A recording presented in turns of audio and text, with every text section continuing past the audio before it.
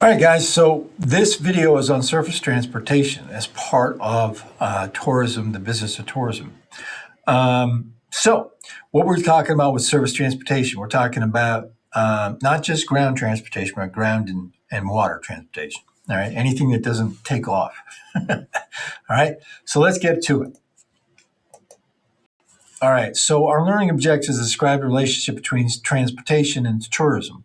And there's different relationships, all right? And then we relate the significant and different modes of surface transportations and their contribution to tourism. And then we explain the role of operational issues developing competitive mode of tourism transportation, all right?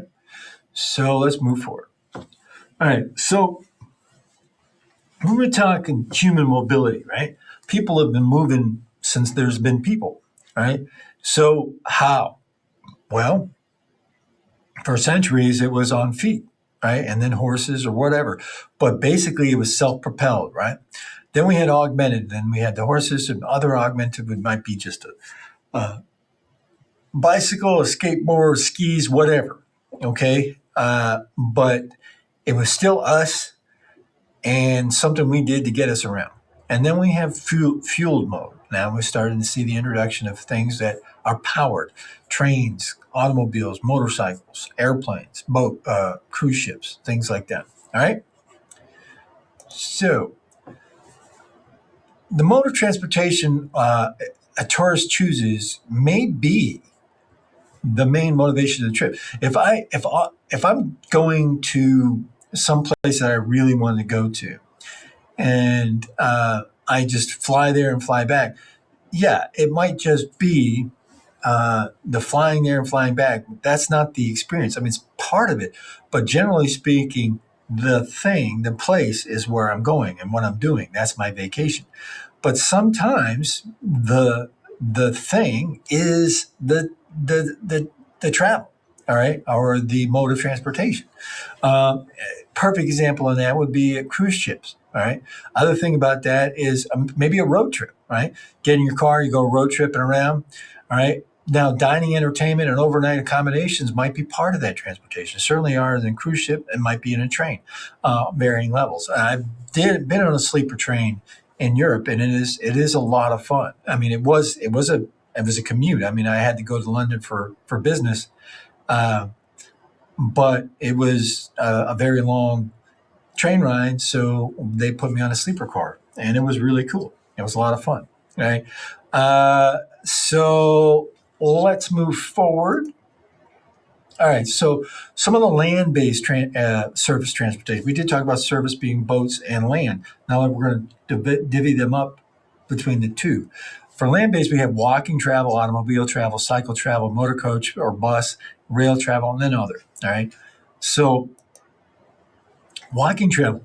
As a tourism professional, whether you're going to be one or not, as a professional who arranges tours or facilitates tours in some way or another, or influenced by tour, if you're in another hospitality sector, you cannot discount walking travelers. All right, if it being a big thing. All right, so a lot of people like to do some kind of walking because it's closer in connection with the surroundings. If you're going through um, the Continental Divide or the Grand Canyon, and you're driving through there, yeah, it's really cool, right? I've driven through the Continental Divide, but I was so worried about the snow that I didn't really get a chance to see it. I did, but not to the point like if I'm going there and I'm doing a walking tour or something like that, walking travel. All right, so it's also a it's a connection with the surroundings, and it's definitely a higher level of sensory stimulation.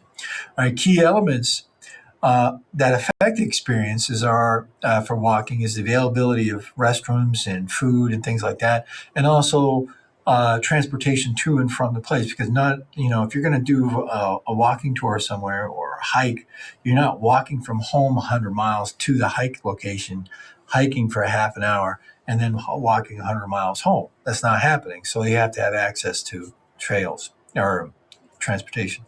So we got hiking, trekking, and adventure tourism. Hiking and trekking are very similar, but hiking might just be, you pull up to a place, you get out of the car. I like to call them point A. What did I call it? There and back, right? So you get on a hike, you leave the car at the parking lot, you go straight in, straight back, or you might go on a loop. But where you come back at is where you started. Trekking is a little different. It's multiple days generally. It could be it could be just walking across a continent, right? I mean, the old cliche for hippies a few years ago was always, "Oh, I'm going to walk across Europe or whatever." But a lot of people do that, and it's a thing, right? And walk across America, whatever, it's a thing. All right. So then you have adventures where uh, soft adventures where you get those adrenaline junkies or whatever, but you might be not rock climbing, but you might be mountain climbing just up trails and stuff like that. Okay. So those are the type of people. So it's still like a hike, but it's more on the adventure part of it. All right. So and then one thing about walking travel, it keeps up with the increased interest in sustainable practices, right? So it's a lot less going on with the environment from my footprints than a train or an airplane or something else or a car or whatever. All right, so move forward. Automobile travel. We have in the United States have a very skewed view of this. All right, we travel by car way more than the rest of the world. Okay, why? We have a very strong cultural automobile culture in the United States, right? Uh, we have an extensive highway system. We have large percentage of car ownership, all right, and a long history of car ownership and a large domestic tourism market. So we got so many things that we want to see in this country. We don't have to go across an ocean or the Himalaya mountains to get to it. So yeah, we could fly to it, but we could also drive. All right. So we see a lot of that. All right. So European car tourism is a lot different. All right. So widespread, and not just Europe, but the rest of the world. Some parts of the world haven't even gotten there yet. But widespread ownership of automobiles in Europe didn't start until the 70s and 80s. And and the infrastructure and the capacity to handle all those increased cars wasn't there. So you started seeing countries doing different things to kind of keep that track by having high taxes and tariffs for people driving on the road. I used to be into motorcycles. I had a couple British motorcycles, and it was funny to look at the British motorcycles going back, some of the more antique ones, or even up to the modern ones, where American motorcycles were bigger, bigger, bigger, bigger, bigger, bigger. All right, you never saw that over in Europe. They had different tiers, right, and then all was about road tax. So you would see displacement stop at 249 cc or something like that, because anything 250 or higher was a significantly higher tax. All right, so we didn't have to deal with that. Uh, but there's still places in Europe and in the rest of the world that's an issue, right? And there's many of the underdeveloped countries in the world. Um, yeah, they might the economy or things like that might want to and might see an increase as car ownership, but they just don't have the roads to sustain it. All right, so let's move forward. So cycle travel, bicycles, bicycle travel again. As a tourism professional, you might think, "Well, I'm trying to sell plane tickets and this and that and the other thing," but there's a huge cycling following. I mean, millions and billions of dollars on that. I thought that I put down some statistics, but there's billions of money spent on that every year, and cycle tourists tend to spend more per trip in the area that they're at than car tourists. All right. So you have holiday cyclists, which is someone who's going on vacation for that. You have short break cyclists. You have day excursionists. Day excursionists, of course, people just running around. Now, the short break one is interesting. This is by somebody that will go in groups to a place uh, in a car or something like, or in a bus, and then they either rent bicycles or whatever. Now, this week's this week's discussion, you're going to be watching a video on a very interesting one. And that's exactly what it is. This short break is, you get bused to the place. You either rent a bike or you take your bike off the bus, or you can drive there. But then you bike halfway. Now it's a one-way trip. It's there and back. The there is downhill. The back is uphill. So most of the people get on the bus and throw the bike on the back of the bus. So that would be a good example of a short break. But those kind of trips that people don't, I mean, those somebody's selling those trips, all right? So it's big business. All right. So let's talk about motor coach travel. Motor coach travel is an interesting one. A lot more, this happens a lot more than people think. In the United States and Canada, almost 2,000 motor coach companies, not buses, companies.